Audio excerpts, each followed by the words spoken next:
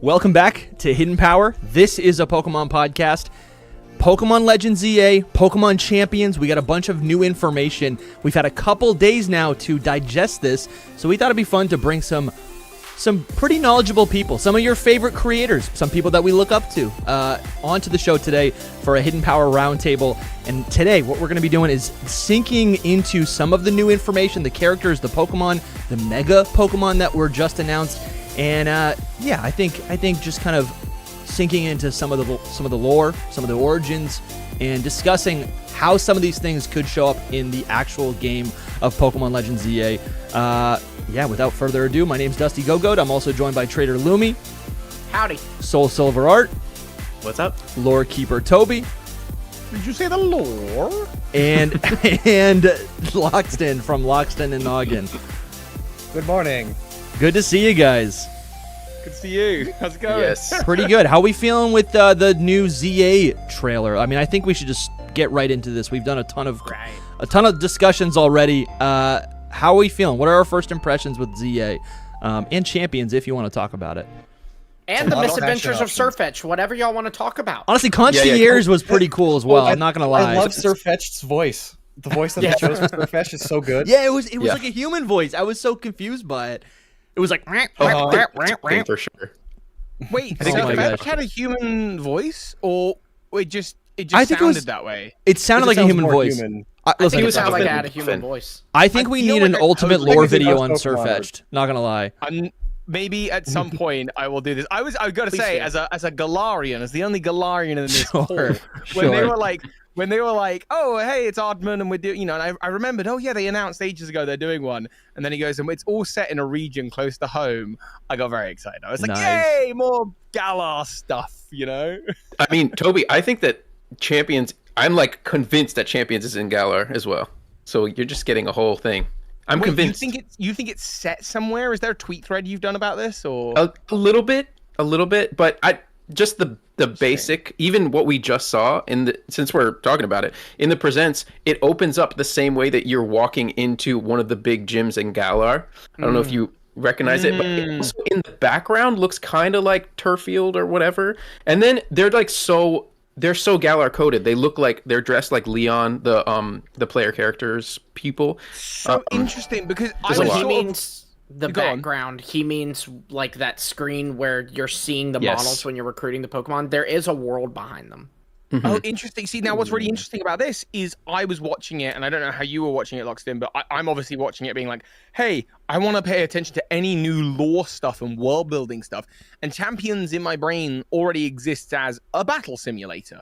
And so I have not even begun to think about like if there is a mythos and world and like a context in which it's set in the Pokemon world, which is a miss on my part. So I've literally just as I've recorded doing this podcast got out a couple of videos and been working on a couple of videos. So now what I need to do is really sit down and read your Twitter thread and have a look at the Champions bit of the trailer and figure out like that, because if it's set in Galar, that's really cool. I mean, Do I you see think It's Dusty's definitely a screen theory, right but now, if- because of Toby? that. If you look on my screen right now, you can see there's a Gardevoir, and in the player is selecting their Pokemon, and in the background, it's literally just like a natural There's a biome. world. Yeah.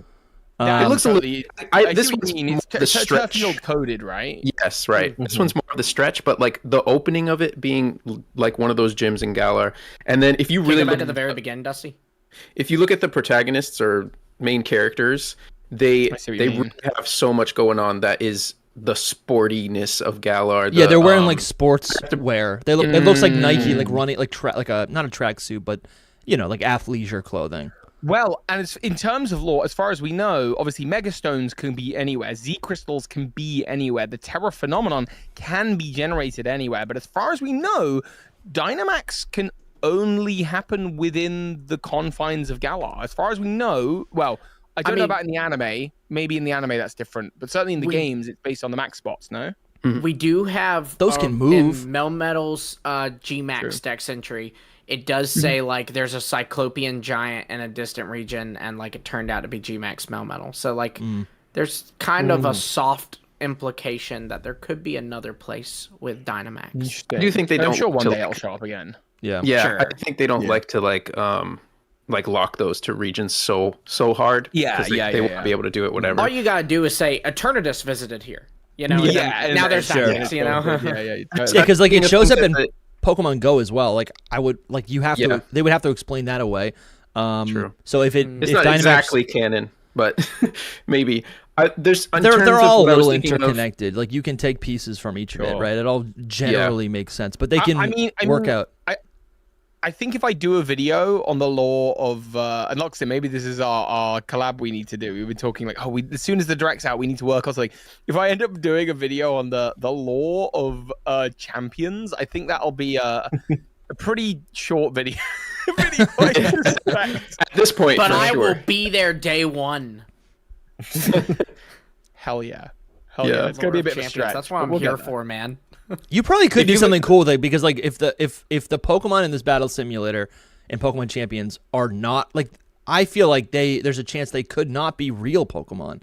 If you can like min-max their stats, generate them in, and they're not real Pokemon. You know what I'm saying? Like, Well, it's interesting to note that they said It's a projection. can get Pokemon both from your Pokemon home, which I expected, but then also you can get them in game. I thought Yeah. that was really, really interesting that they decided to Yeah. do that. isn't there a Yeah. theory that the Gigantamax Pokemon are actually just projections? They're not really that big. There is Yeah, I have it's like, seen that. It's weird. There's a because one video of here, those things guys. What do you mean? There's a video Oh, here. right, Like these are a bunch of yeah, data yeah. points. This is cool. Yeah, I could see it. I could see it.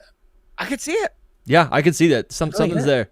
All right, let's get back to LegendsZA. That is what the people want, and we'll get to all these super chats, all these memberships, in a moment. Loxon, let's start with you. I would love to hear your first thoughts on like anything that struck you. Like we joked about it could be anything in the presents, but I mean, I do think people want to talk about ZA. Honestly, my initial first impression was like, it kind of could have been an email. Like, so yeah. good. So many people said Wow. like it's real. they could have just updated the website. Like, here's a page. Look, there's fashion options. Like, obviously, we knew there was going to be fashion Yeah. options. Look, there's characters. Obviously, we knew there were going to be human characters.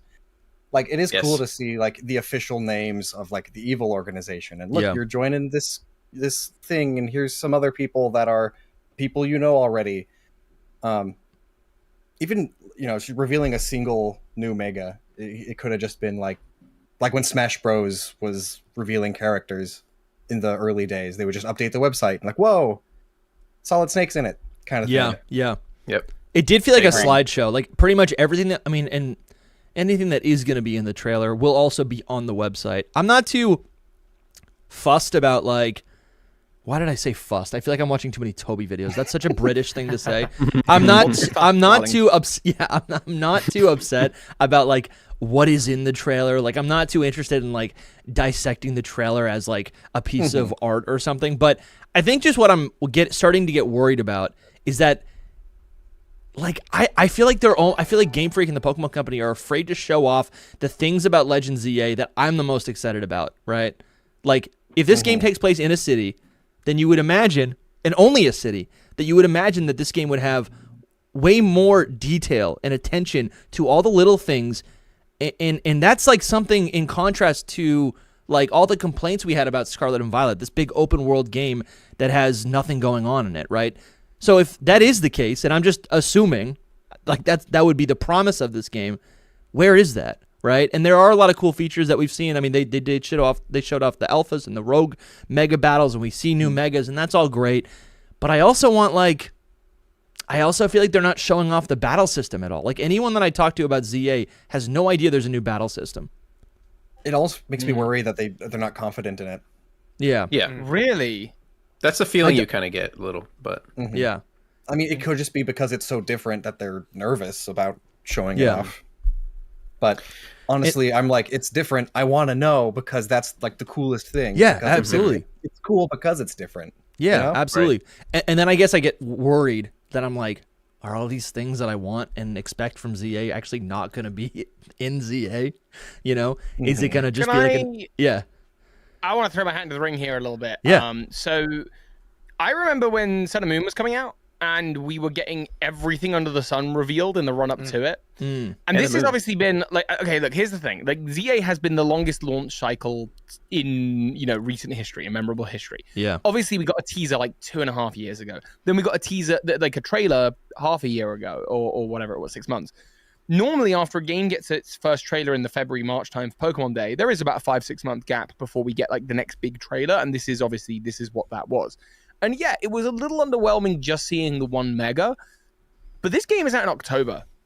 There's gonna be trailers between here and there. There's gonna be and what I'm really glad at is that Game Freak has learnt a lesson of the sort of Sun and Moon era, which is to say, hey, let's get to the game and not know what the starters evolve into and not know all the details. At the end of the day, there is going to be a new battle mechanic in it. I'm sure there will be I reckon they'll probably do like a battle system specific trailer. Like, I'm sure that's coming down the line. Yeah. They tend to do trailers on like different aspects of the game. Nice. So to me, it's just like, I wasn't expecting that much, maybe a couple more megas, but like, I'm actually kind of glad they didn't show off too much. They're just reminding people the game exists. Yeah. It exists. It's coming soon, by the way. There will be new mega evolutions.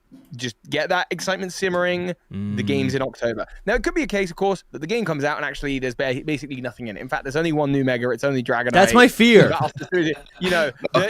Sure, maybe, but like, it may be that they haven't learned their lesson from Sun and Moon and that they are absolutely showing off everything they possibly can, and that is not a whole lot. Sure, yeah. But I just somehow doubt that. Like, I don't think... And even if it's just a happy medium between what you're thinking and what I'm thinking, that's also very acceptable to me. So Nice. I'm not worried. I'm here for it. Well, I also said I'm not worried about it at all. Like, in the sense that it won't be fun or it won't have content. Like, I know Game Freak, they're not going to put out something that bad in that sense. I mean, they have done that before. Yeah, in the content sense though, is a little different. Yeah, like, it's I don't. That you're still going to enjoy. I got to agree with Soul here, in that, like, I think like the ways in which Game Freak has put out a bad game is in the the graphical sense, or in that maybe the story is clunky, and sure, maybe big open world that's empty, that kind of thing, but they've never, like, what is there is usually quite fun. So I'm not like I don't know. Yes, it's hard to explain, but yes, what you just said. I'm of the other end. Like, I loved the Sun and Moon type of reveals. Like, I want to see that all. Obviously, that's why I do like leak stuff a lot, because I want to know the things beforehand. And not everything, but a good amount.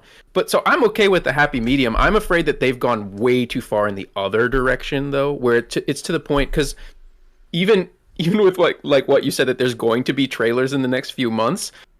We've been saying that for like since February of last year.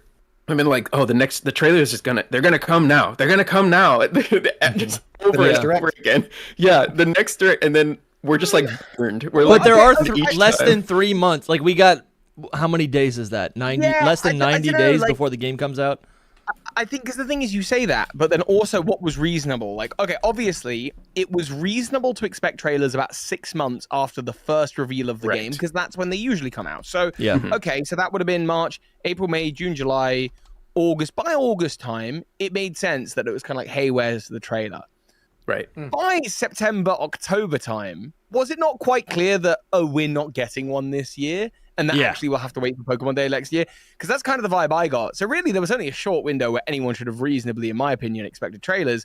And then Pokemon Day came around. And then once again, we've waited our kind of 5-6 months. And actually, we did get little trailers with the Switch 2 stuff in between here and there.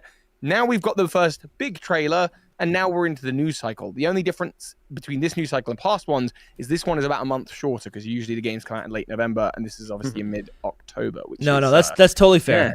Just reasonable people, though, the Pokemon community. We're that's not reasonable. So. No, that's totally fair. The thing that I'm complaining about is not that they haven't shown us more. What I'm just like, the things that I'm looking at this game to do for me, I'm just like, I feel like they're not proud of that. Or it doesn't exist. That's really all it is. I want to do two things. One, I forgot to say this at the top of the show.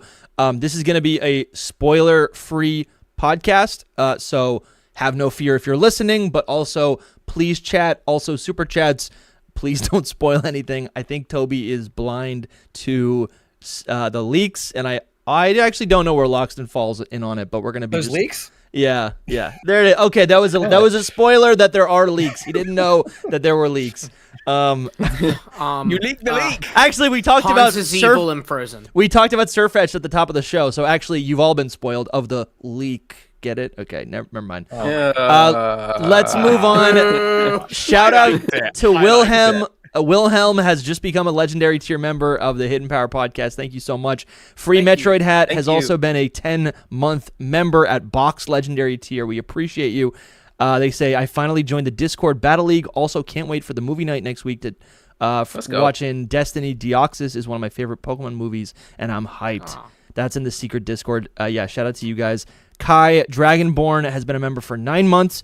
9 months hype. How are you guys all doing today? And what do you think of the most recent trailer?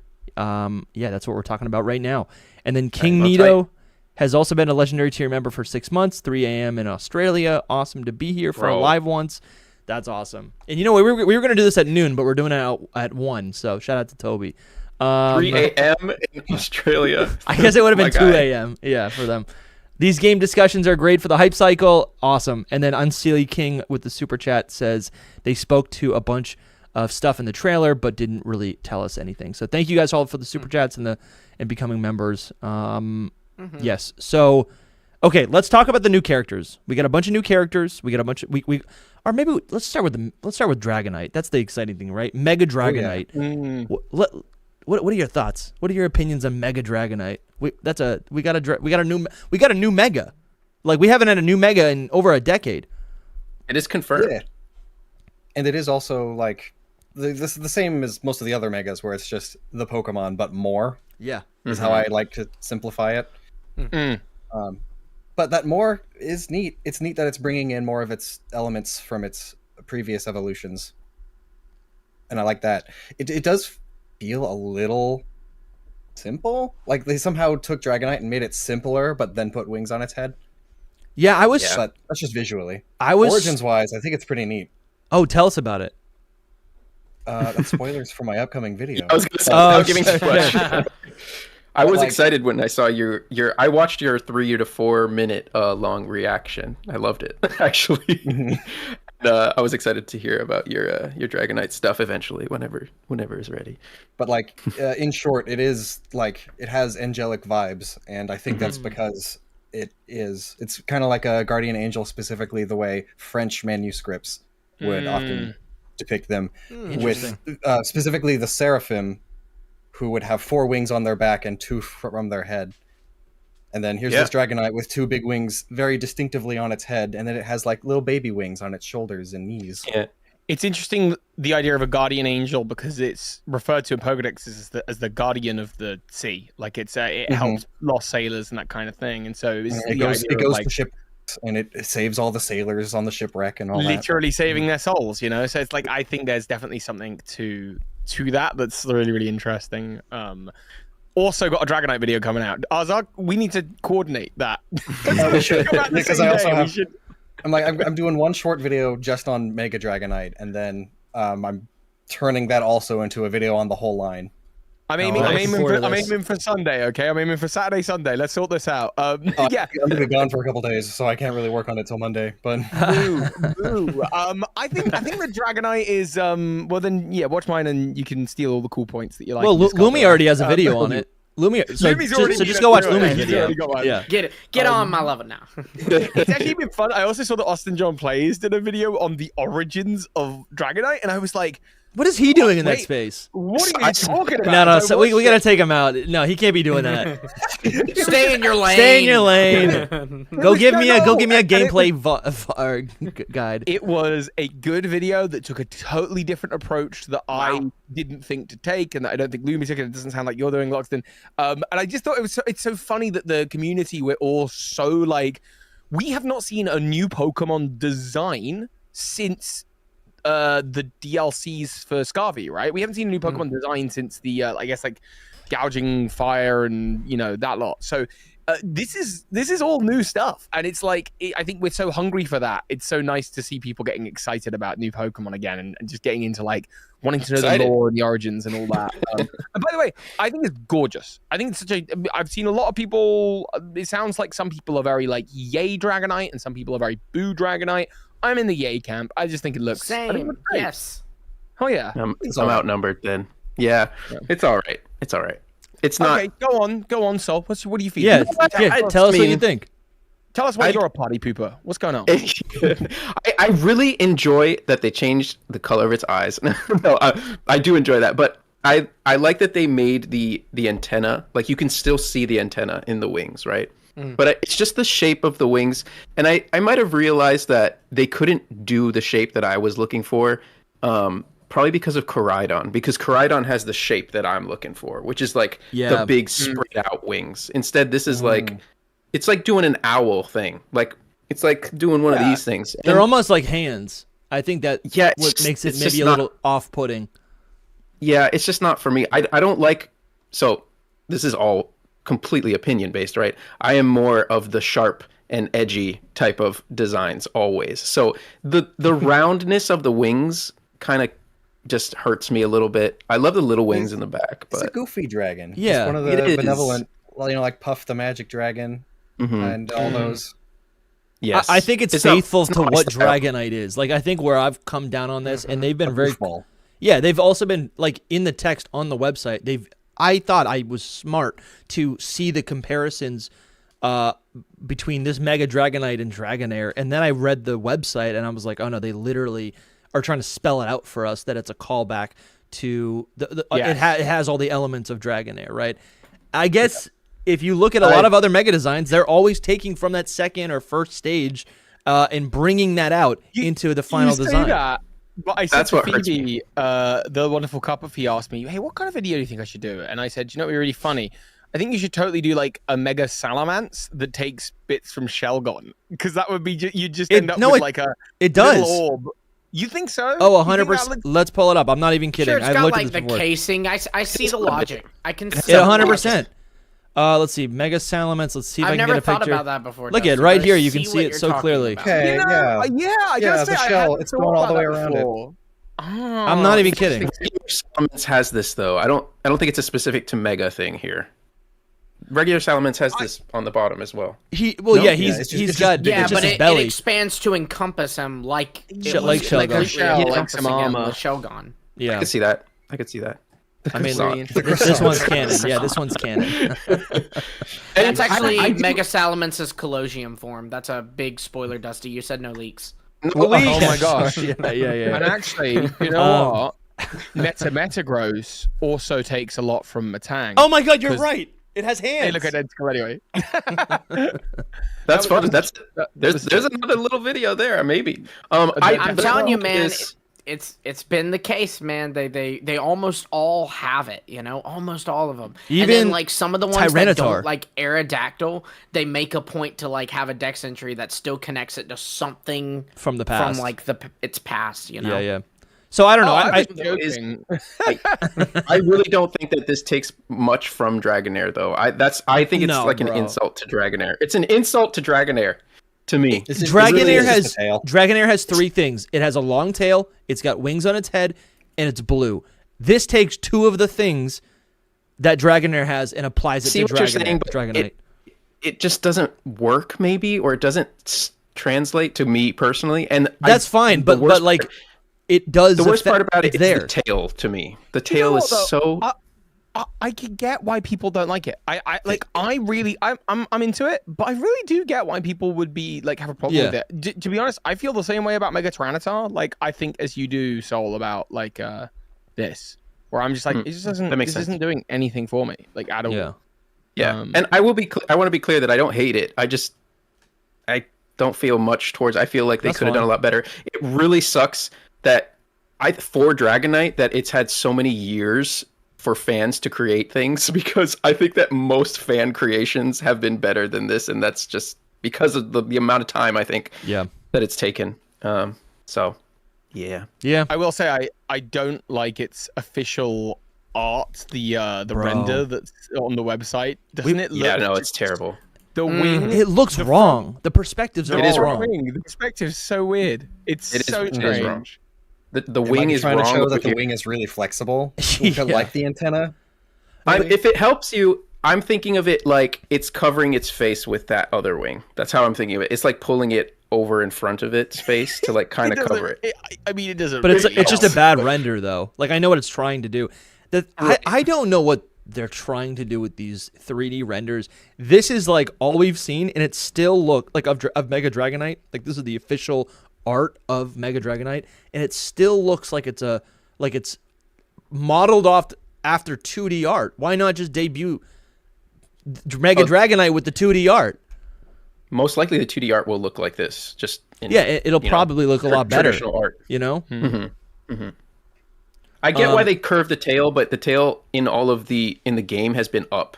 So that's also weird. It's curved down here instead of up. Anyway, just little details that I pick out of things. Also, does it feel like this tail is like overly chunky where it connects to the body? Yeah. Mm-hmm. Yep. Like, Sure. I feel like there's too much tail. I don't know what's going on there. You know what I noticed? It looks like that in the game too, though. To me, it looks like that in the game too. Yeah, It does look like that in the game. I'm looking at Look it at its now. butt. It stores all of its fat in its tail, like a gecko. yeah. I like There you go. if that was real lore. I'm not sure, but there is a clip of Mega Dragonite where you're like kind of underneath it and it's like using a move, and you can see this like iridescence that is different from the Mega Energy that we've seen for all the other Mega Pokemon, but there's this iridescence that seems to be within its tail, moving towards the iridescent ball at the end of its tail. And I feel like that might be something that we learn about later in like a Dex entry, or really just in the game. There is. Hang on, let me find the Pokedex entry for you. So Dragonair has a Pokedex entry that talks about how. Let me just find it. I'm gonna pull it up too. I'm nearly there. Okay, so Dragonair in the yes, here we go. In red and blue, the very first one, a mystical Pokemon that exudes a gentle aura. It has the ability to change climate conditions. The word aura there, obviously in the time of Generation 1, just means aura. But they continued to use the word into later generations, including Black and White, and Generation 4, where aura kind of took on a different meaning, with obviously Lucario. It's a bit of a stretch, but there is a whole thing about how Lucario and aura and the life, how it's described in the movie is the kind of life essence of a creature, and it's like this extra energy they give off. That is what we're talking about when we talk about like infinity and the life force of Pokemon with Mega Evolution, and that's why Mega Lucario is the first, human Pokemon to Mega Evolve, apart from Rayquaza. So maybe there's something about that here. The fact that that bit about aura is only in Dragonair's Pokedex entry, and they've brought back the orb on its neck that is, I think, or on its tail that it uses its powers from in the anime, and like this idea of giving off aura. Maybe there's like some other more lore focused tie there, or maybe it's just a random word. I know. I think that's really cool. You to read like that. I'm reading even in Pokemon Scarlet, the Dex mentions that same aura, so that is consistent. That's not just like a relic from Generation 1.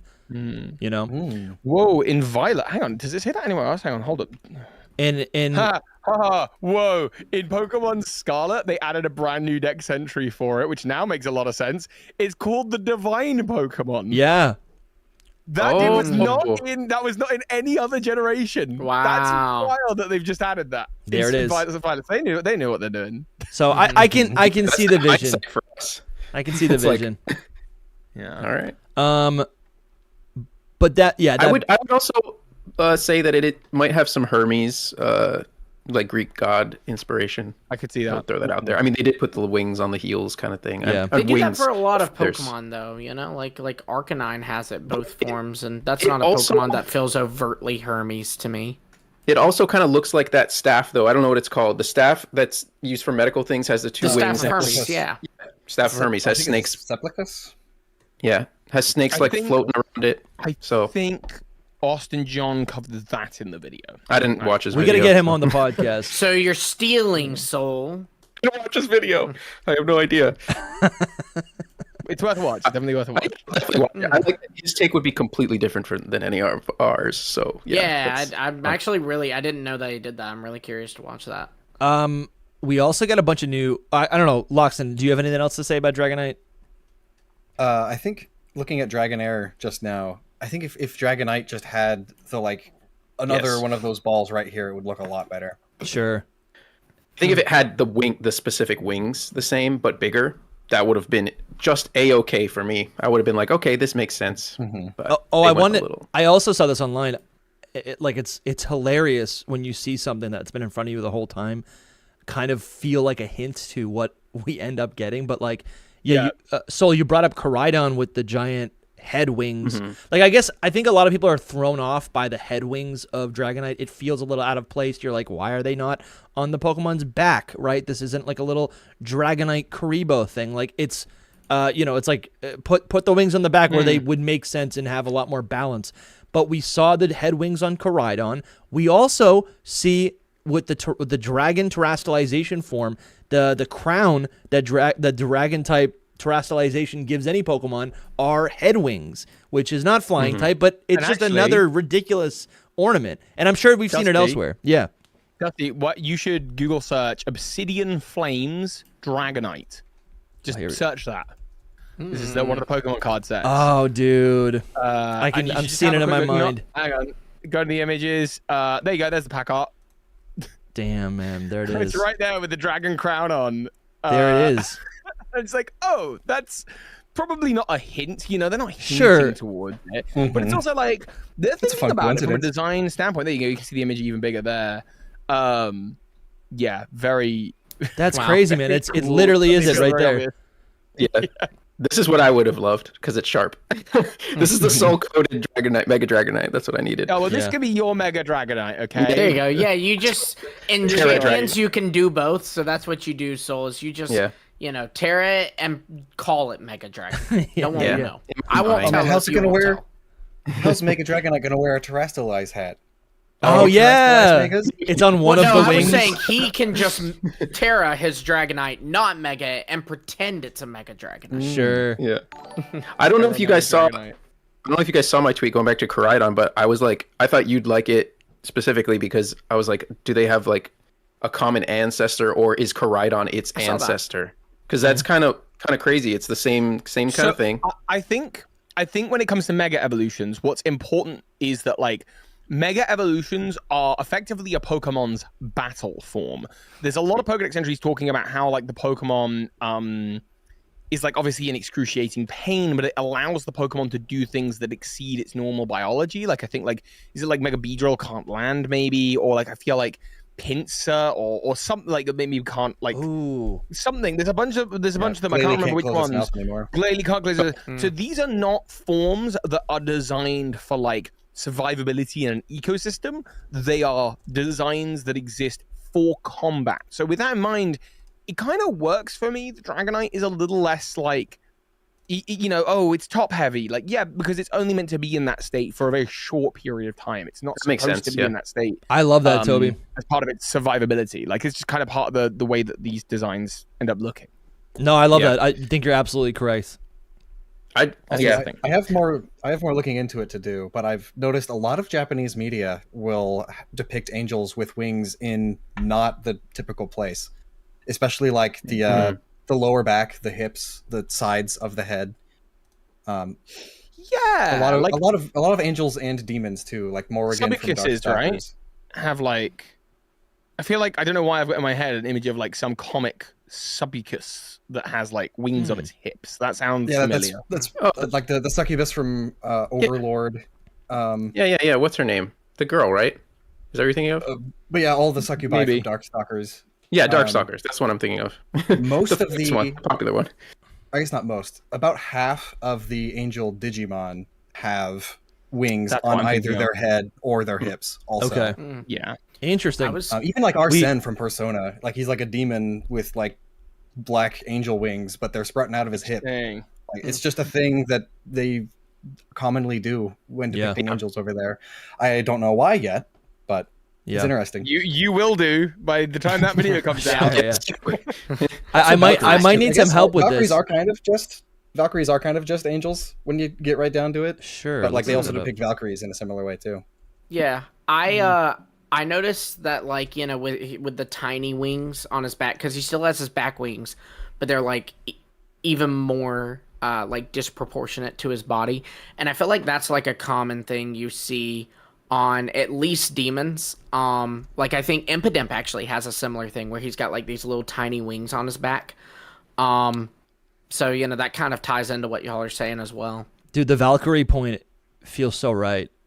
Like I see it and I go, of course, it's a. I mean, and then it's also a crown, which is a callback to terrestrialization. So what you're telling me is Norse Gen 10, please. Yeah, maybe. Dragonite's so smart because there's also. I'm gonna take us there. Am I okay to move us along from Dragonite a little bit? Well, I got a super chat by Puninator.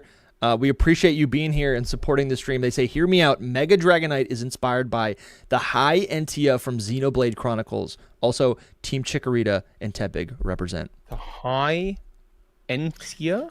That's really good. Entia. I didn't realize the Valkyrie part about it. I mean, we've talked about you know, Kalos is full of Norse stuff. Oh. Oh yeah, it's got the wings on the head.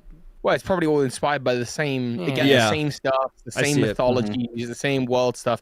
Pokemon is just doing that thing that, again, I think Loxton, you were so good at sort of beginning to point this out in Generation 6, where it's like, yeah, everything has like 10 designs, like 10 inspirations that almost perfectly fuse. If you're looking at this through the lens of Greek mythology, you're going to see Hermes. Norse mythology, you're going to see the Valkyries. If you're looking at it through Judeo-Christian kind of mythology, you're going to see this. If you're just a fan of Digimon, you'll see it through this. And it's because obviously a lot of these things all ultimately take the same kinds of inspirations from somewhere. Yeah. And then, but Pokemon really does a good job of saying, well, we like this about the Hermes story. We like this about the Valkyrie, and like blending it. Some other themes. Pretty good. It's good. It all comes together. Yeah, Toby, but we can definitely move along. Well, I wanted to, because Dragonite is a nice segue, because there's another thing that they did at the very end of Scarlet and Violet, which is they introduced Hydrapple, which is this big Hydra Pokemon, and it's a worm, and it's, you know, it's the idea is the worm in the apple, and that's kind of got its own biblical things. Serpents are a big thing in this trailer. If you may have noticed with the Rust Syndicate, they have Steelix on the back wall. The main guy uses an Aardvark, Corbeau, and he's, you know, has a snake hood pattern on him. And then additionally, you're battling the Aardvark in the trailer with a Dragonair, which is really interesting. So this idea of serpents is also a big part of the theming that's going on. And if you've got religious angels and serpents and apples, there's all sorts going on here that tie into all sorts of mythologies. One thing I'm working on another video vaguely related. In the concept art for X and Y, there are notes that specify that Game Freak was thinking about Christian symbolism and Christianity when designing Kalos as a whole. So that's funny. They're just going back to that. Which it makes so much sense. Yeah, makes sense too, because like that's everywhere in France, right? Yeah, of course. Interesting. Oh my goodness! And I hadn't even realized I was brought up Hydrapple then because of the serpent side of it. I hadn't even thought about the apple connotation of it all as well. Of course, yeah. But it's just so interesting that this trailer has a bunch to do with serpents, and that it actually is something. There is a story going on there. It actually helps you understand what's going on with Corbeau and the Rust Syndicate. It's something I've talked about in my new video. I did not segue just to promote my new video. And is that out right now? That is out right now. It's just gone out. But I wanted to watch that after this. If you guys have maybe picked up on this. And then actually, sorry, one more thing. With apples, and then these guys are focused on poison-type Pokemon. Poison apples. There's a whole other branch of mythology and pop culture and storytelling. Anyway. No, it's good. That's good. That's good. Listen, shout out to you guys watching right now. We have over 400 people watching right now. This is incredible. Hey, everybody. All right. Yeah, so we got all these new characters. Corbeau. Mable is returning, which I love the takes of like, who cared about Mable really until we got her as a new reveal. But it's cool to see her. It's always cool to see returning characters. Emma's coming back. I know Lumi cared about Emma. I didn't, but she's back. Emma's awesome. We got those two new. I guess they're like friends. They might be rival characters. I'm looking for their name right now because I forget their names. Lita and Naveen. Lita? Yeah. Okay. And Naveen, yep. So, yeah, I mean, that's just a jumping off point. I don't know if you guys have any sort of insight on these characters, any sort of opinions. Yeah, we'll take whatever you got. Open the I would floor. love to know if characters. Loxton, do you have any thoughts on Mable? Because I'll be honest, like, it is clearly intriguing, and actually, this is an open question to any of you, but I have yet to have a coherent thought on it other than, yeah, she had a Houndoom and a Weavile. Now she's in Sycamore's lab. What's up? Like, I've got nothing. I feel like they could have chosen like any of the Team Flare admins, Yeah. and it would still work. You know, I'll- it's just a callback to look how the Team Flare split up after Lysander incinerated. Yeah. So like, and they're just moving on with their lives. Good But people, then redemption arcs. Redemption arcs. There's symbol. forgiveness. There's another Christian theme. Maybe. Okay, but Maybe. then, and I really don't want to go there, but like Lysander was the most Yes. Obvious. evil, obvious, The most obviously evil villain, yeah. and his plans involved big murder, and you know, like the sigil of his organization is just on her gamer chair. Obviously, it's changed color, but I just On her laptop too. Does that a symbol change? I don't like if it's associated with that. Right. So I was thinking I'm the just throwing it blue. out there. No. Listen, last night we were talking about this, and I realized the hottest flame is a blue flame, right? Yeah. And I feel like if you convert hotness of fire or whatever, like temperature degrees, and you kind of overlay that or connect it to how evil someone is, that sounds like it's very much more evil than it was before, right? So maybe there's some sort of commentary, or they're setting something up, or maybe this frame right now, right? Maybe they picked Mable because she's blue, right? You had there's a purple character, a green character, and they just picked Mable because actually what is going to be happening. Someone in the chat said that maybe Team Flare is now a tech company, which they always kind of were, and they're bought out by Quasartico or something, right?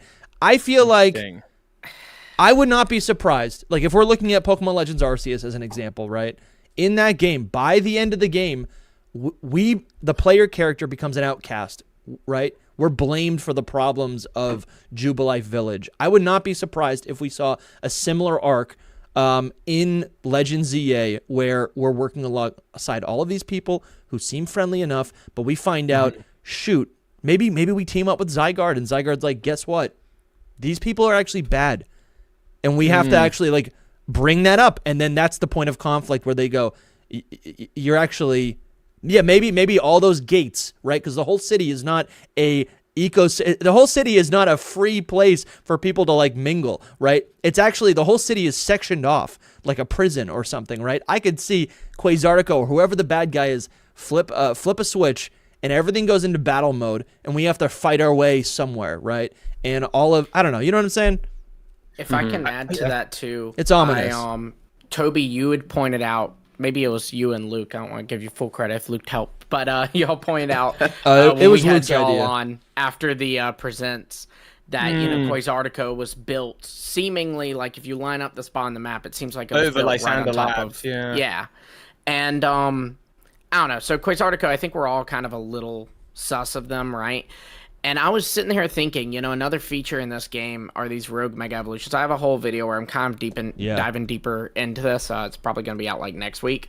But there is, in real world, there is a conspiracy theory in my actually local city where there's this big shopping center, but used to that shopping center was this forest, and it had a ton of wildlife. And one day they did a controlled burning there, and the controlled burning went out of control. There was a big wildfire, and now there's a shopping center there. So there's been like this conspiracy theory amongst like the locals that the city actually intentionally let the fire get out of control so that they could make money off of It's like shopping center. insurance fraud. And so I'm saying these rogue megas, maybe they're not accidents. Maybe this is Quasartico intentionally doing something. Oh yeah. To try to like basically make them able to step in and go, oh no, that's Yes. super unfortunate. Well, we'll do this, you know. Dude, if and- you look at Toby, that's great, Lumi, because if you look at Toby's long-standing, cork board theory of,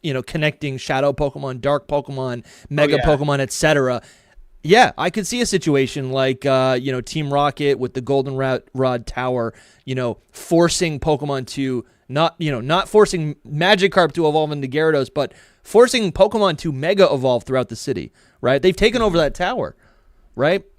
Well, it's an outpouring of mega evolution energy that allowed for AZ to become, and his Floette to become eternal, right? And to become maybe immortal or long living and all the rest of it. So even if it's not about Pokemon strength, just having Pokemon mega evolve randomly in this city and that energy, these kind of pockets of energy exploding all over, and maybe using the Lumiose Tower or the Quizartico building as some kind of like lightning rod for that energy, so that the old lady who runs the thing can live forever as sort of queen of the universe, whatever she wants to do. Yeah, I totally could see something like that being the plot of the game. 100%. For sure. We're at that point where it's like we've seen enough to be like, oh, this makes sense. We're getting there. Did you feel with I do want to talk more about Mable a little bit, but did you feel that looking at the Rust Syndicate, you got the impression that they are not actually the villains? They're just 100%. the pseudo fake I think we're gonna team up with them. Team it Stars. says you're working with them or you have business with them or something. So I just feel like if they were downright evil, maybe we wouldn't be doing that. Yeah, Rust breaks down metal, and if Lumio City is literally a metal infrastructure, I could totally see Rust, us teaming up with the Rust Syndicate to break down, symbolism. right? So it's like, Rust it's organized. taking man-made things back. Yeah. Oh, that's beautiful. Literally. That's beautiful. You're right. Oh my And- gosh. Yeah, that's totally true. It's Can like you say that again, Loxton? Rust is nature taking man-made things back. that's beautiful. I'm writing that Maybe. down. Whoa. Asterisk. Do we end the video there? That was beautiful. I don't think we're topping that. Well, the thing is like, where the heck is Zygarde? Like, I really think Zygarde. Observing. Yeah, that's all we've Yeah, ever seen him that's do. what he Observe. does.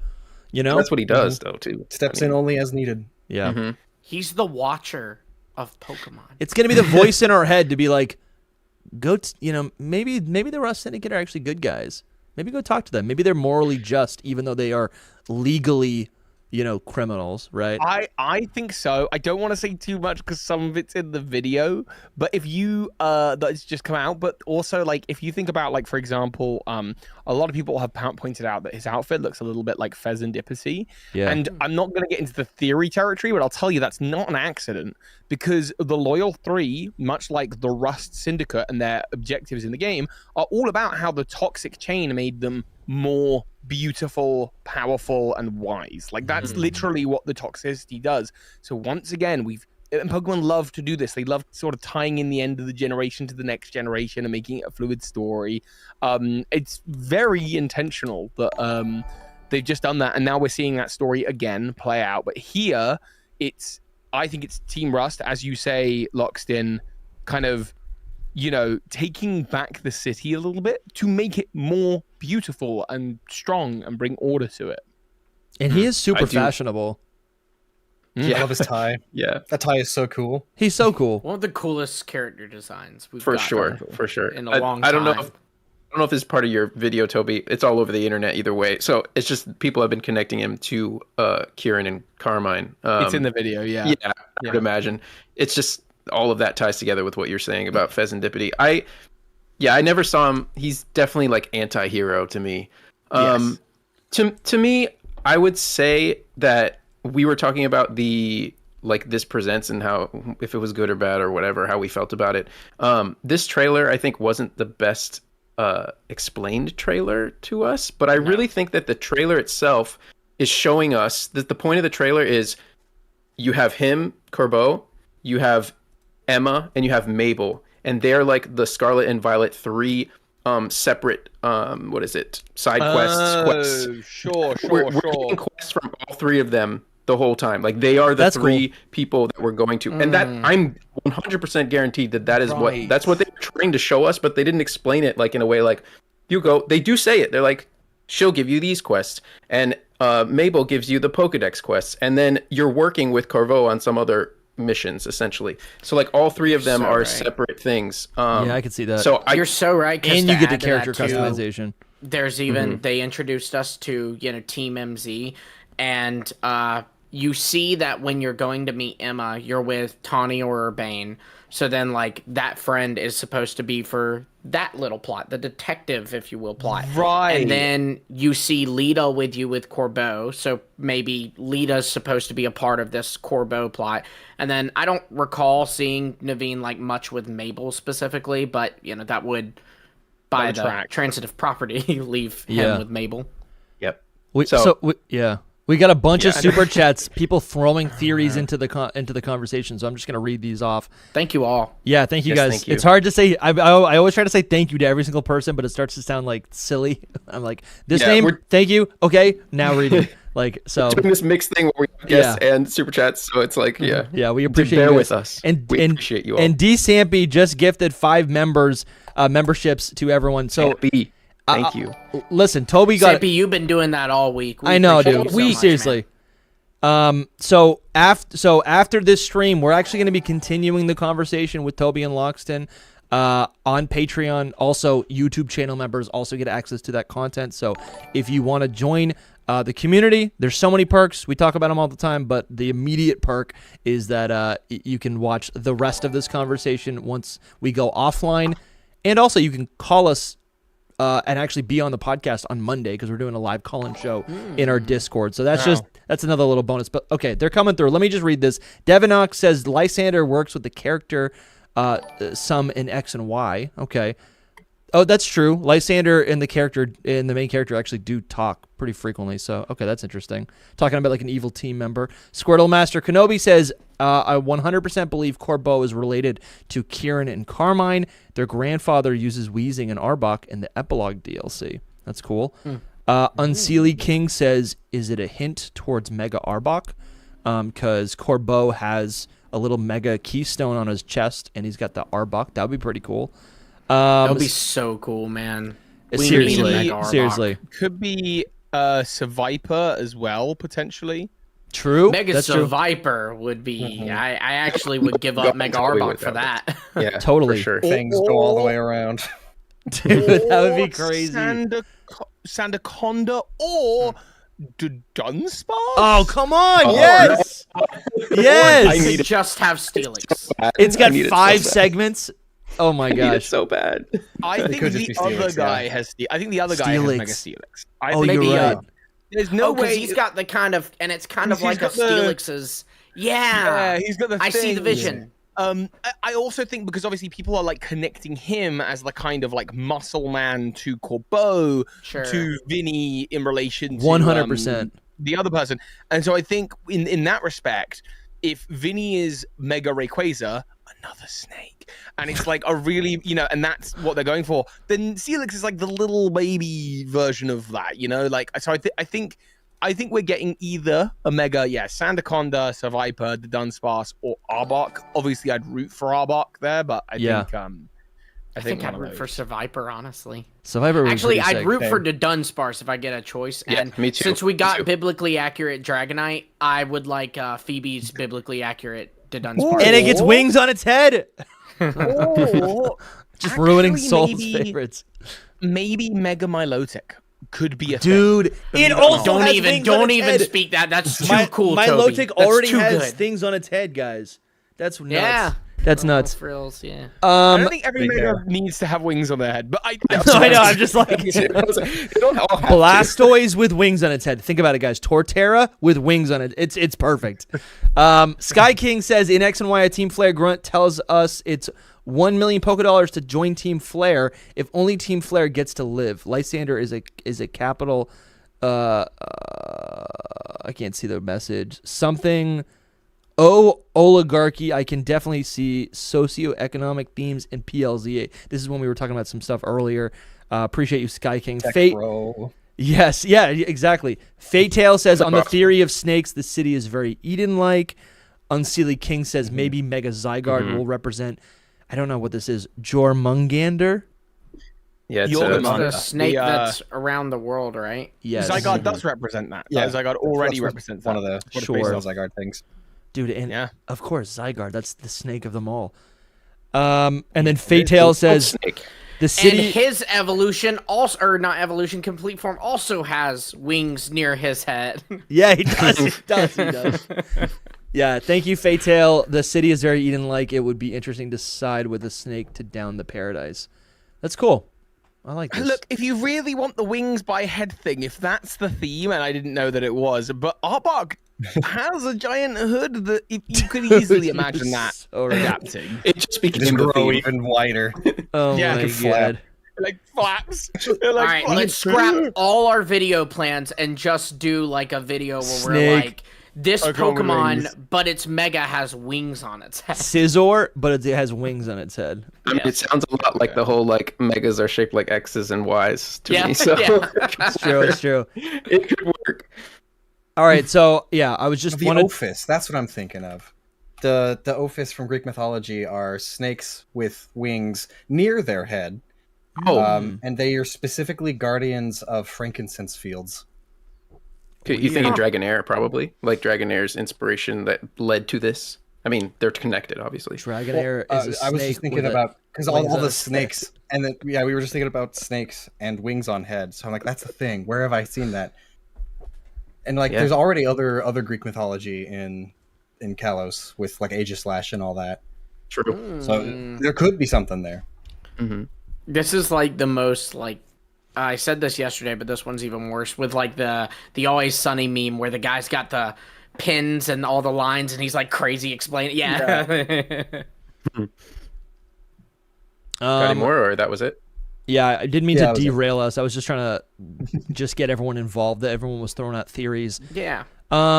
Yeah. So, we haven't talked about these characters yet. Lita and where is it? I haven't. Was it? It's not Gita. Naveen? Lita and Naveen. Naveen. Lita and Naveen. Naveen. Do you guys have any thoughts on these characters? On a surface level, they seem like they might have some. At least Lita. I'm only convinced of Lita having similarities to Tierno from Pokemon X and Y. I guess the larger question with this is like, yeah, are we thinking LegendsZA is just like 20 years after X and Y? It's probably real time. So however Yeah, long it's ago- real time. It's like So 15 however long ago years. it was. 13. Yeah. So yeah, I would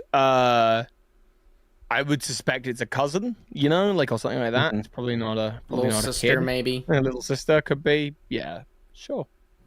Yeah, we could see. I Like can see that.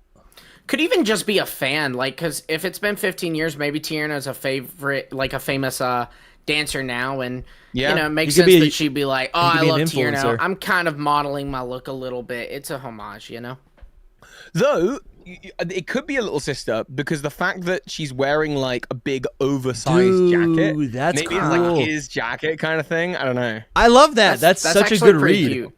Yeah, That'd be fun. that's a really fun. cool. Yeah, she could have been like a baby in X and Y, you know. So Yeah. it could work. The thing is, We we're didn't get we're to go a to bit older. Tierno's house, did we? I know you can find Trevor has like a flat in Lumiose, but I don't think we know where I don't Tierno's from. remember. One could assume he might be from Lumiose because he and Trevor seemed close, and Trevor was in Lumiose, but maybe that's a stretch. I've Look, is never the, been. I've Kalos. never been less interested than in a character in Pokemon, so I have no idea. I think I the more interesting support question this.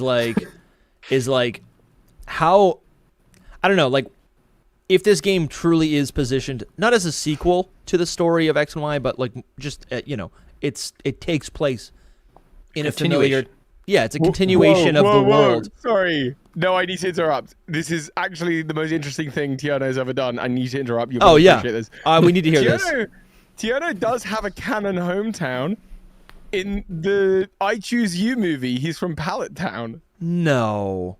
Yeah, in The I Choose You When movie? was he even in the I Choose You movie? I think it's like a shot of the three trainers picking Charmander, Bulbasaur, and Squirtle What? before Ash gets there. But think it is that. he does have Wartortle. Yeah. I'm looking into this. I'm gonna send you the image, Dusty. It's This on is my insane. Bulbapedia page for Tierno. But I just saw. I'm like looking at Tierno, and on the Bulbapedia, it's like hometown, pallet town. I'm like, what are you talking about? What do you mean? Since when? What do you mean? I kind of love him, honestly. The more I look at him, and now that I know he's the main character of Pallet Town, that's sick. Like, I kind of love him. The main character. The main character might be a bit of a stretch. Well, listen, in his world, he's the main character. Yeah, so it says Tierno made a cameo appearance in I Choose You, which is set in a continuity separate from the Pokemon series. In this continuity, he is one of the trainers from Pallet Town collecting their first partner Pokemon. Specifically, he actually picks Charmander in this universe. Oh, yeah, that doesn't make any sense. That sounds like more like an Easter egg. Nobody counts this movie though, because Pikachu. Well, and they weird show things. a picture of it, and all you can see is like his knee and his arm. Like, I have no clue why they think this is Tierno. I'm so confused. Can you guys send me an image? It's not even the same like it's the same outfit, but it's like alternate colors. Yeah, let me send you. All right, if someone has access to edit a Bulbapedia page, we need to group up and make this edit, because this is misinformation straight up. I think you guys are gonna see a botched layout for a This second. really does feel Hold like on. a fan theory, and someone edited it onto Bulbapedia. I think we need to edit, not to correct it, but to make a way more interesting story for Tierno. This is not. There you Listen, go. this is Make not the problem Tierno. worse. Literally, all they saw was a belly and a backpack strap, and said that's Tierno. They saw a white guy with a belly. This could be me for all it's worth. Jeez Louise, that is not That Tierno movie at all. was so weird with things like that too, because like I forget who she is, but the girl who picks Bulbasaur is a character too. Like, you see her from behind, and her hairstyle is similar to like another character that appeared in the anime. And then the girl who has a Piplup, it like they show her mom at one point, and it's clearly like straight up Cynthia. Weird. Yeah, but then the director like came out and was like, "It's not Cynthia," and then there's the dude, the old guy on Mount Hideaway, and he's like clearly red. So it's like, Yeah. Sure. yeah, very bizarre. Yeah, and when the director said it's not Cynthia, honestly, like, I felt like when the Sword and Shield director like said, "Oh, Dynamax Pokemon are projections," I was like, you know what, we've got it from here. This. Yeah, it's okay, you know. So BRB. yeah, sounds good. So I'm thinking about like, right, if this game takes place 15 years after X and Y, right? You would think a lot of characters from X and Y are gonna return. I don't know if you have thought about this at all, Toby. But like, I don't know. It's like, again, they're not really doing any of that. Like, there are returning characters, but like, But if there was returning characters again, would you want that in the trailers, or would you want to find out in the game? Like, how cool would it be? sure, that's a if good you're point. playing That's a the good game, point. That's a good point. You know, I'm not saying it as a shows complaint. up, one of the Ghibli to show up. Yeah. Just but wondering yeah. if you've thought about that at all. Like, you know, people like Sycamore, right? Or Not a lot. okay, that's fine. That's About fine. it a lot. What about I don't know if you have any more theories about like Zygarde. Has that developed any more since your big Zygarde lore video? Well, only in that I just obviously did this video on the Rust Syndicate, and you made the connection. So now I will sort of say that, Okay, like, sure.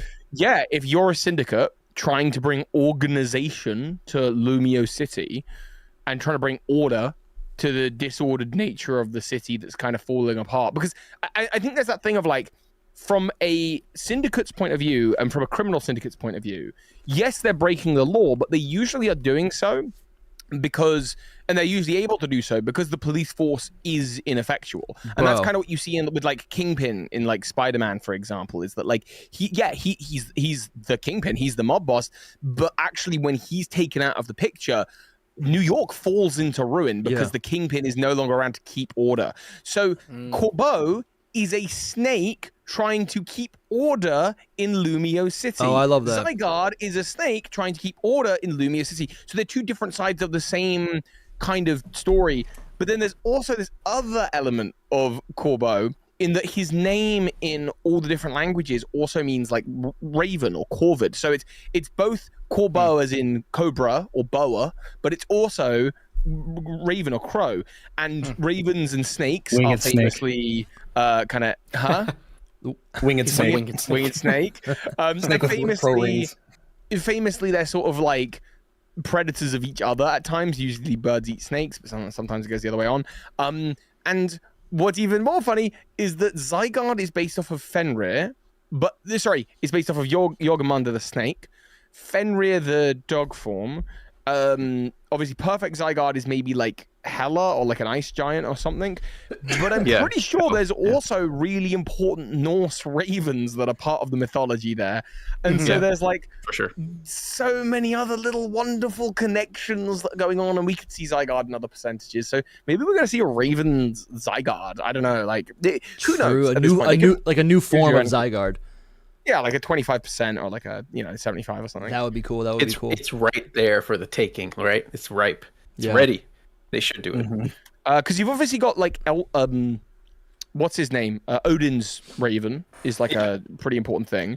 I think one of the Greek gods has a white raven that can take messages to him from the afterlife. I think that's like a thing. So there's like a lot that you could do with Zygarde. Man, these are some great ideas. I should make a video. Yeah, Mega Corviknight. You could make another new video from and then this. Mega Corviknight would be crazy, dude. Yeah, I'm down. with wings on its That's head. right. With wings on point its about, wings just move up. With a wing on its head and a snake on its butt. Yeah, it becomes a snake with wings. Yeah. That point about Kingpin and the city falls after he goes. That's like a whole major theme in the entire Like a Dragon Yakuza series. Every time there's like a power vacuum within the crime syndicates, like all of chaos gets let loose, and like things are worse now that the criminal organization is lesser. Yeah, right. Because they have it's a very, and it's because it's such a prominent part of those games. I feel like it's a very culturally Japanese thing too, which might also point to this guy being related to Kirin. Yeah, he's got that Japanese vibes. Mhm. I saw it more as like, I mean, if we're assuming that Quasartico is like kind of bad, just like them not taking care of the city and being obsessed over something. I mean, we talked about it a little bit. They're like obsessed over Mega Evolution. Let's say that. And then these people are here we're going to come together with them and try to, take them down, try to fix the city, essentially. I mean, that's kind of the same idea. Yeah, I think it's like, if you think of like criminals are stealing from each other and murdering and, all the crime things. But villains are trying to take over the world and destroy planets. I think that's the difference between what you're looking at with like Quasartico as like probably, let's be real, the big bad behind the Mega Evolution phenomenon that threatens all of life everywhere.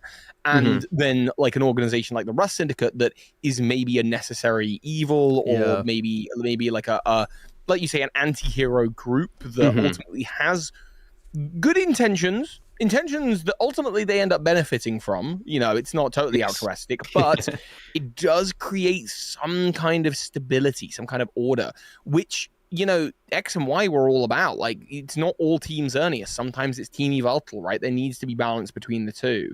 And so that's kind of that gray area is a big theme in Pokemon as well. You guys are cooking right now. I was gonna for me. Yeah. I was gonna move us on to the Rogue Megas because you were talking about that. That's kind of a similar. Dude. No, I don't have anything else to say other than like that was a big lore drop, even though they didn't explain much. I don't know. Yeah, seriously. Well, actually, can I get your guys' thoughts? Because there was it's not just the Rogue Megas. There's Alpha Pokemon. Lowercase a on the website Alpha, so not the same as the Alpha Pokemon from Legends Arceus, but still using the same terminology. What do you guys make of that? And then these these Rogue Megas. Those could just be particularly strong ones. Yeah. So for what it's worth, they may just have made an error in typing it, because yesterday on our Patreon episode, shameless plug with Hoops, we read a line about the Gardevoirite, and it was the most like poorly worded sentence I've ever read in my life. Like it was just confusing. Yeah. So I think whoever's typing up this website may be doing just may need to do a better job. I don't want to say they're doing a bad job. They need to do a better job. You could just say they're doing a bad job. That's exactly what you just said. So I'm not gonna lie. It's how I feel, but I won't say it verbatim. So what do we know? What do we know about Alpha Pokemon? Like, maybe we can start there, like to define what an Alpha Pokemon is. That's good. That's a good place. Well, in lore, in Legends Arceus, the Alpha Pokemon are Pokemon that as a result of the kind of overflow of energy coming from the time-space distortions, I think. Okay. They are becoming enraged. They're usually larger in size. And then the noble Pokemon are effectively, or rather the frenzied noble Pokemon are like alpha versions of the special Pokemon that have been like blessed with Arceus's light, so they're ultra dangerous. Like I think that's kind of the idea of alpha Pokemon, if I'm not mistaken. So that last little thing you said about like the cause of alpha Pokemon, if that's just interpretation, then it could be something else that's triggering the alpha Pokemon. I'm gonna check in the this article. space, right? I think everything else you said does make sense. I think it's just like they're enraged Pokemon in some way. And then the defining characteristic is that they're also just like super big in size. Something else that I think we kind of figured yesterday was like the alpha Pokemon actually, they lose the glowing eyes. They calm down immediately once you capture them, right? They still have they're still large in size, but they are no longer frenzied in that way. So I don't know. I feel like this could just be like a natural occurrence, right? This is maybe Pokemon's way to like just show off Pokemon that are like particularly strong and powerful, or maybe they're territorial, right? Interesting. I actually can't see, looking at the Bulbapedia article, so maybe this is an inference I've made, that the alpha Pokemon are due to the time-space distortion. Yeah. If I remember rightly, the people of the world of Legends Arceus are concerned because they describe the Hisuian Pokemon as more savage than their counterparts in other regions. So maybe we don't actually know the reason behind that. And clearly they're not in modern day. That's biased. Modern day, Yeah. you know, in modern day Diamond and Pearl, like there aren't like alpha Pokemon. No one's worried about the Super Mean Ursaring or whatever. So maybe it is there was just something agitating Pokemon, and that now that's happening again in the city. Maybe it's just that. Yeah. So to answer your question, I do think that they're going to have to explain why they're there, especially in the city that they're trying to make people and Pokemon coexist. Like, it doesn't make any sense that now we have these random angry Pokemon. Like, why are they so angry? Why are they out after us? Why are they frenzied? Maybe because of all the mega energy just in the air as the tower is like absorbing it. Or maybe it's just because, because of the phenomenon. It could be just the redevelopment program period. They're like, what are you doing in our city? You know, or maybe they're bringing them into the city. You know, like because they're trying to make them coexist. So maybe they're bringing more Pokemon into the city, and it's like you took us out of our habitats. Now we're here. Whatever it is, wild. Whatever it is, I do think it like illustrates the tension between the Pokemon and the city and these organizations, right? I was thinking yesterday, like, you know, this isn't an alpha. This is not an alpha Pokemon, but like functionally, it kind of works as an alpha Pokemon. In Red, Blue, and Yellow in the Kanto games, when you're in Diglett Tunnel, you can find a level 31 or whatever Dugtrio, which at the time is as scary as an alpha Pokemon, right? That is like a... I love that. It's just a specific, or it's like a particularly strong Pokemon that is in that space. And there are times throughout other Pokemon games where you can find particularly strong Pokemon. And I just feel like the alpha title in the glowing red eyes is a really cool way to like dramatize that a little bit, right? Just to emphasize what that is in the space, right? Like in an open world game. Isn't there even like there's spots throughout Pokemon games where you have a chance to find like a level 100 Magikarp? Yeah, there's like weird stuff like that. In Sun and Moon, you have like Bagon has a chance to call in. Like it's still like level 10, but a Salamence, you know? Yeah, that's really interesting that you pointed. I've never thought about that. That's such a lovely connection to Dugtrio. I know, I love that. Because when you find it at that point in the game, like level 30 is like your team's level 15, and then if you play Fire Red and Leaf Green, it's got arena traps, so you can't even run away. It's scary. It's scary, right? It's a lock killer. Yeah. I'm just thinking about like, I don't know. I think we've all had Game Freak has had growing pains adapting the Pokemon games to like a 3D, you know, environment. And I think we've all had growing pains with that as well, trying to like maintain the immersion we have for these games that, you know, and try to make that match what the Pokemon world is in our mind. And I do think just like maintaining the alpha Pokemon, like I'd be happy if those even existed in in Generation 10 or something. I think they just like work as like a random, similar to how there's like how a shiny Pokemon is like a rare surprise treasure. I think the alpha Pokemon kind of function as a much more common, but still like a rare encounter that is a challenge. So when you're playing the game, it's like, okay, like I got to stay on my toes no matter what it is that I'm finding, you know? Yeah. Anyways, that's sure. That's my monologue. I mean, no, mechanically for sure that makes so much sense. It's a part of the game. It makes it way more fun to like, oh, I caught this alpha. You know? Dude, I'll never forget finding an alpha Cherubi in my Legends Arceus playthrough, and I think that contributed to me liking the Pokemon as much as I do. That's why you think it's S tier. She's a big girl. Yeah. But Toby, any sort of I feel like we've been dancing around it. Have you thought about Rogue Mega Evolution and how that fits into your Shadow Pokemon pantheon of a theory? Well, I think it's similar to alphas. It's just that like there are Pokemon that can become like there is this idea. The Pokemon there are a couple ways of powering them up, and one of which is the Team Rocket method, which is just use them as tools. Don't treat them well, and eventually the door to their heart gets closed off, and you get Shadow Pokemon, and they are more powerful than your average Pokemon. And Mega Evolution is like a similar kind of phenomenon. It's like, it's not that their heart closes off, but they do undergo a lot of pain to reach those heights of evolution. Why are they rogue? Yeah. Like, what does that mean? So, because we can pull it up. In theory, Mega Evolution is supposed to only happen when a bond with a trainer is present, but that's not always the case. In the Mewtwo movie, Mewtwo can manage it on its own. In the Volcanion movie, there's a guy that has a staff that just seems to create like an army of shadow mega Pokemon, and that might be the closest thing to what we're seing here. That might be worth looking into. Otherwise, Rayquaza can manage Mega Evolution on its own sort of terms.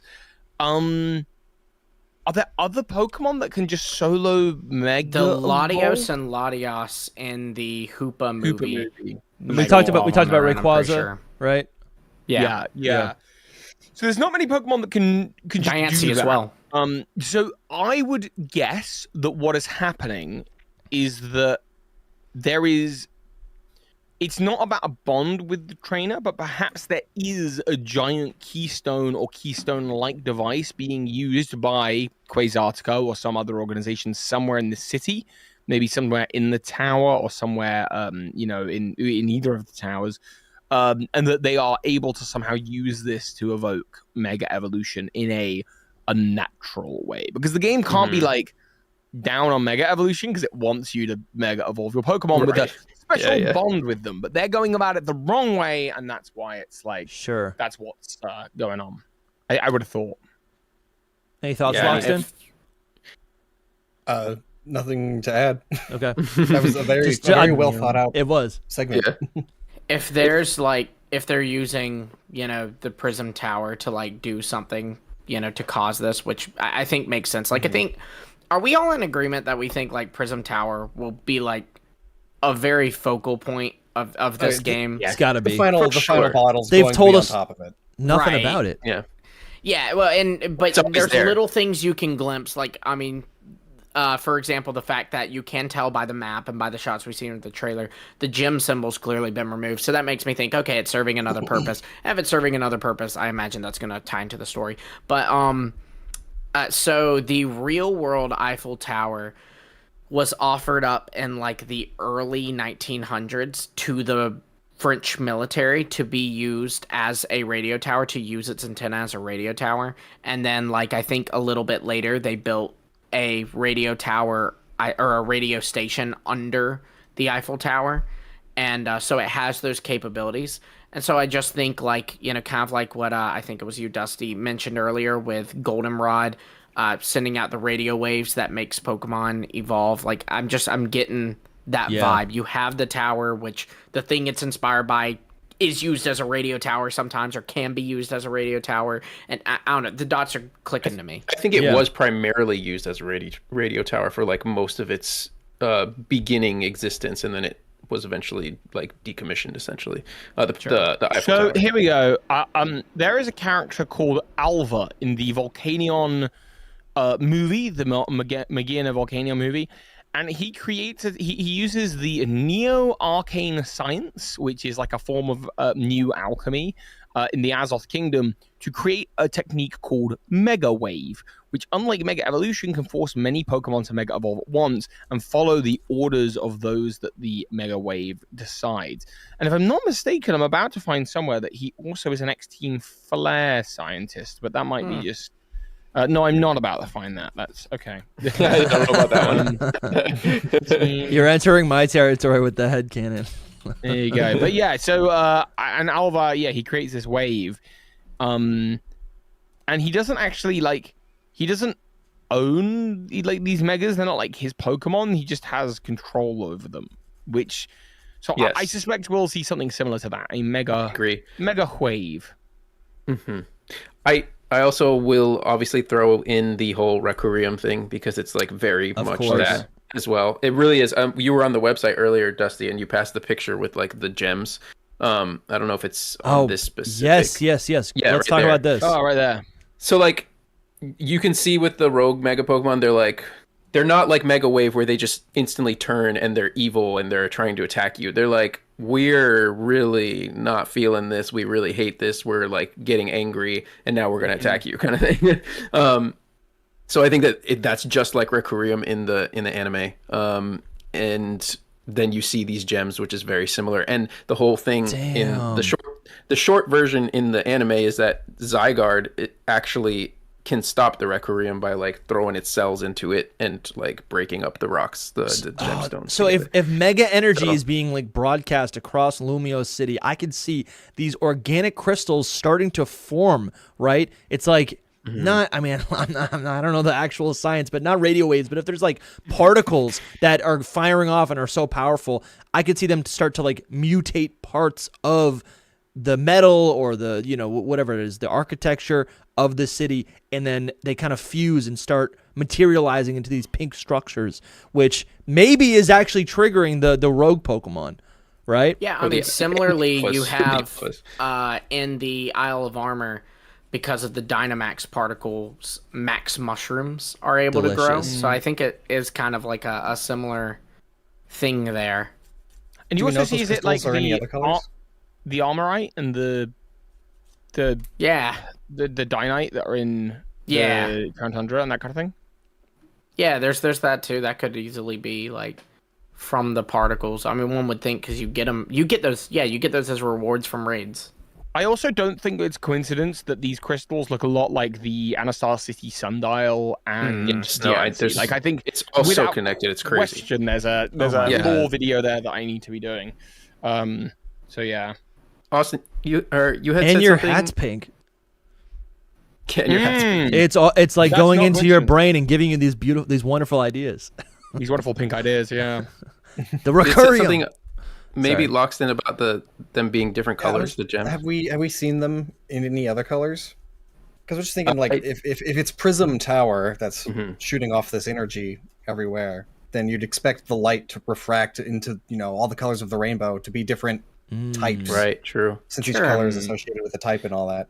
Yeah, this is all we've seen from so far, like just these pink gems. Okay. I think that pink, Which and wasn't green, even in the trailer. They just threw it on the site. Which Yeah, it's on the website. But I think the pink and green are a huge, crazy theme in the whole thing. Obviously, Zygarde, and then the pink is Whatever are these legendary we don't gems. know about. because it's all in the in the logo of Pokemon Legends ZA. There's pink and green. The Mega Evolution is pink, and then there's like a whole green aspect to it as well. If you look into it, there's a lot. Even the Japanese website has like a pink and green like little rolling wheel. I've just been digging into this pink and green thing for a while. It's crazy. So I'm thinking there could either be a legendary that literally is made up of this pink, which is, as I'm saying that, Diancie. Yeah, Could be Deontay, that. yeah. Or it could be something new that is literally like a legendary Pokemon tied to Mega Evolution, which I guess actually Diancie is That's also the definitely first one. Deontay again. So maybe it's just a new form of Diancie. That would be pretty sick. But I was thinking Or also I would suggest maybe the Eternal Flower Floette. I'm just throwing it out there because that we haven't thought about that little Floette and AZ, and they're a big part of this, but they're in the background right now because we're not thinking about them. She's in the they trailer. weren't really shown that much. Yeah, very little. You know what I mean? So we're forgetting about that whole thing, and that is super tied to the life, death, balance, energy. Like who knows what energy is happening with them all together. You know, I mean, Diancie makes sense with the gems, but I just, there's a little aspect there. I'm just like, why is AZ's Floette in this? You know what I mean? Other than just being there. Yeah, AZ's got to be part of this. We spoke about AZ a couple months ago during the first trailer of this year for LegendsZA. Have you guys given AZ any more thought about his connection between all of this? I mean, probably not. Not Because more he's than in the the background. Because he wasn't the focus of plot this. video. If you his name's an anagram for the game title. Sure. Yeah. That's short. That makes sense. Or the game title is an anagram for him, right? No, don't be Also, stupid. I mean, there's the whole Azog thing. Don't be stupid. yeah. There's the whole Azog thing. I'm just you always saying. do this. I'm You getting- always just say things and speculate. It's not even. Is that even your real opinion, Dusty? Listen, all I know is you cannot spell pizza without ZA. That's all I'm saying. That's all I'm saying. Italy all for that Gen matters. 10. That's all that Boom. matters. Pizza is all that matters. I should get some pizza tonight. That'd be pretty good. Yeah. You're making me hungry again. Let me see. There's Let the me whole see. Azoth thing with, we were talking about Mega Wave, like the kingdom in that movie is the kingdom of Azoth. So Yeah. and Yes. that's like a whole alchemy thing, and AZ and the Project Azoth, and there's so many connections, it's insane. And I don't know if they're even gonna we're connect. prodding at Loxton. I feel like we're just like waiting for him to like Yeah. bring out the 2016 research folder of like Yeah, What's right here? as it I opened happened, that. and here's all these like hundreds of pages. I opened that for I'm the like, first what can I- time in years a few days ago. I'm like, I used to write bad.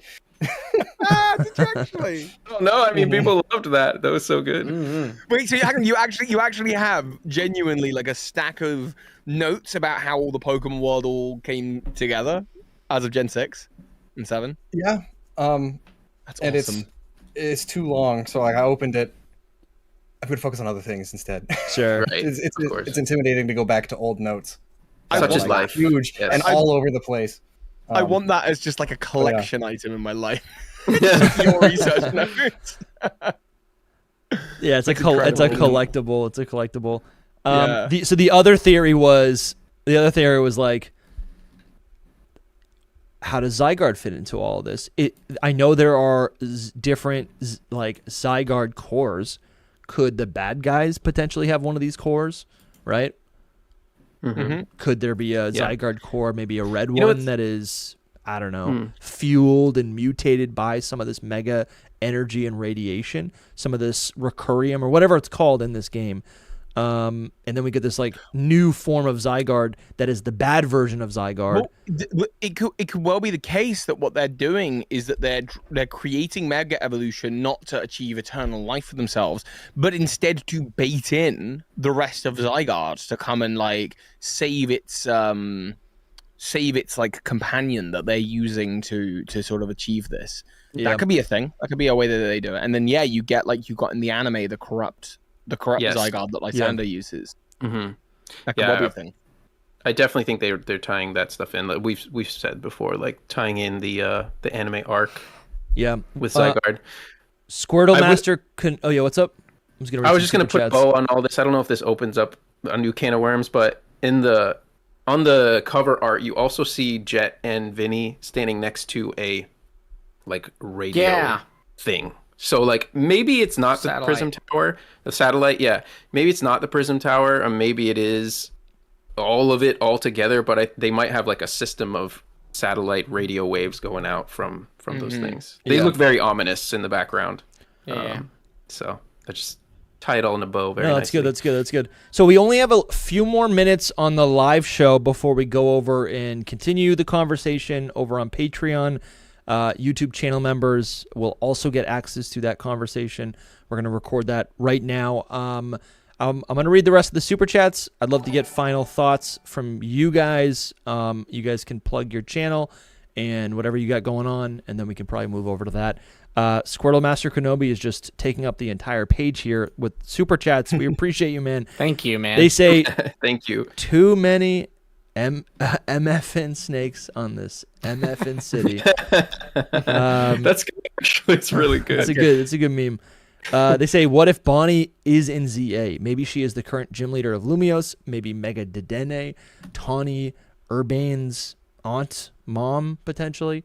That is kind of cool to think like, it's like we've said this before. Clement and Bonnie, if they're not in the gym, what are they doing? Are they shackled up? Are they like trapped like like Princess Leia on the Death Star? Or like I'm playing Black 2 right now, and I'm like, are they trapped in a box like Kirim on the Team Plasma frigate? Maybe he's just in charge of the power plant. Yeah, that's true. That maybe they're fighting for the bad guys. They are smart. Well, you know, Child if prodigies. Lumio's Tower isn't a gym anymore, then there needs to be another 8th gym somewhere else in Kalos. Maybe they've opened up the power plant gym, and that's where they are. I love that. True. That'd be Damn. amazing. Well, see, that just makes me Amazing to want. Damn, dude, that just makes me want to play a modern Kalos game that's the entire region. I mean, isn't it the Lumios power plant, right? Am I wrong? It's the Lumios. Yeah, power. that's the thing. Yeah, so like So they it could be could still extend Lumios it City to there. They even call that route that it's on the Lumios Badlands. Sure. Yeah. Sure. Those. I don't think we're going too far out of the city, but they could be mentioning those kind of things, like, Yeah. oh, there's a new Lumios gym. They moved it to the power plant. You know what I mean? The Yeah. Lumios power plant. Squirtle Master Kenobi says Quasartico could be used using Zygarde cells to create rogue megas. Yeah, I that's pretty cool. These are some of the answers I'm looking forward to getting actually.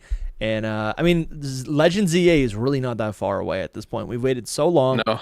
And I'm sure we'll have you guys on for another episode soon to talk 84 days. Gen 10 or really anything else that would be after LegendsZA. But I'm so excited to get my hands on this thing.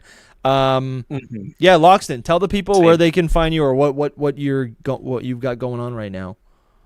Dragonite stuff is what I've got going on right now. I love it. My channel is Loxton and Noggin, but it won't be posting anything for a while because I'm going to go spend time with Arlo in not this state. Nice. That's fun. Cool. Nice. That's super fun. That's super fun. Are you guys going to be eating some pizza, gaming a little bit? Hopefully. That sounds good. But yeah, it's just kind of bad timing. We planned this trip forever ago, and now it's just and then the direct happens. Great. You know what? I love you guys. Amazing. I love that you guys made a video recently about like talking about the future of Pokemon games. Was fun. That's like always one of my favorite topics to just like kind of put, just try to align your fun ideas. And I liked having him as like the real man. Yeah, exactly. Yeah. You'd be like, I like this, and he goes, "What? No." I absolutely loved listening to that. That was really good. It was so good, and it was so different for your channel. But I really did enjoy watching it. I thought it was, I'd love to see another one of those soon. Toby, what do you got going on right now? You got a new video. I mean, I just released a lore video on the Unknown, and it's like my favorite thing that I've done on the channel in like years, and I'm like, yep, this is the future of my channel. And then in the meantime, while I'm waiting for that next big lore drop, I've just done one on the Rust Syndicate that's just come out and what I think they're up to. And then also, I've got one also in the works, like a condensed lore video just on Dragonite, because Dragonite, you don't even understand. In Generation 1, if you're looking at it from that point of view, like Generation 1, it is basically a legendary Pokemon. And it's just changed over time. And so I just want to take people back to like what it was like then. So that's coming out hopefully in the next couple days. It'll be good fun. That's awesome, dude. Very good. That's Love great. it. You got a brand new Toby video right here to watch. Watch Toby's video after we're done here. Yes. Yeah, and I've linked Loxton Lore Keeper. We got the post show, right? We got the Patreon show, rather. Oh yeah. Yeah. Patreon, stick with us, yes, for sure. We haven't even talked about all the things that I care about in LegendsZA, which is just following Pokemon, vibing in the city, taking pictures, customizing my character. Can you click on the Dragonair team a sec? Yeah. Can we talk about how nuts it is that this player has Roserade and Dragonair, and Tepig is completely out of That's good. It's like an anime thing, You know what? Yeah. Oh, dude, you know what? He's The biggest. sitting. Yeah, he's just sitting, dude. He looks so good. He's like a little baby or just a little kid right there. It's so disappointing that we still have not seen Bayleaf, but we got to go to the post show. If you want to watch the rest of the conversation, it'll be posted later today, honestly. Yeah, probably in a couple hours. And if you guys want to watch it, you can become a channel member right here on YouTube, or you can click the link in the description to go to our Patreon and also become a paid member there. So we appreciate you guys. We're going to go offline. We're going to keep talking. Come join us. We'll talk to you soon. Bye-bye. Bye. Thanks for everything. Bye, guys. See ya.